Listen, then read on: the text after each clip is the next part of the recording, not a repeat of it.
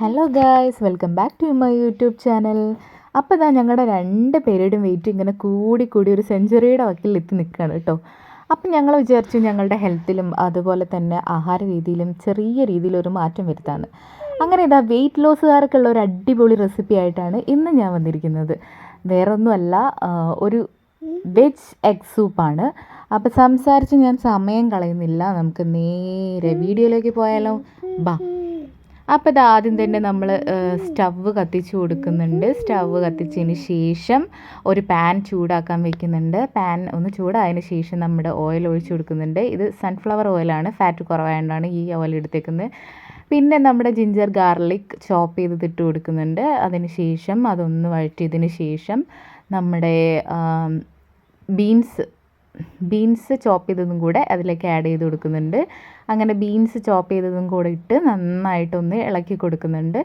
അതൊന്ന് ഇളക്കി കൊടുത്തതിന് ശേഷം നമ്മുടെ ക്യാരറ്റ് കുഞ്ഞായിട്ട് അരിഞ്ഞു വെച്ചിരിക്കുന്ന ക്യാരറ്റും കൂടെ ഇതിലേക്ക് ആഡ് ചെയ്ത് കൊടുക്കുന്നുണ്ട്. അങ്ങനെ ക്യാരറ്റും കൂടെ ഇട്ട് കൊടുത്തതിന് ശേഷം നമ്മളിതെല്ലാം കൂടെ ഒന്ന് യോജിപ്പിക്കുന്നുണ്ട്.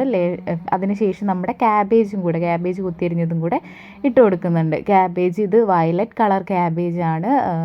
നോർമൽ ക്യാബേജ് ആയാലും നമുക്ക് കുഴപ്പമില്ല. ഇതിലേക്ക് നമ്മൾ ഒരു കാര്യം കൂടെ ഗ്രീൻ പീസ് വേവിച്ചതും കൂടെ ചേർത്ത് കൊടുത്താൽ നന്നായിരിക്കും. എൻ്റെ കയ്യിലില്ലാത്തതുകൊണ്ട് ഞാൻ ചേർത്തില്ല. പിന്നെ 1 കപ്പ് വെള്ളമാണ് ഞാൻ ഇതിലേക്ക് ആഡ് ചെയ്തത്. ശേഷം കുറച്ച് ഉപ്പ് ഇട്ട് കൊടുക്കുന്നുണ്ട്. അതിന് ശേഷം കുറച്ച് കുരുമുളകും പൊടിയും കൂടെ അതിൻ്റെ മുകളിലായിട്ടൊന്ന് വിതറി കൊടുക്കുന്നുണ്ട്.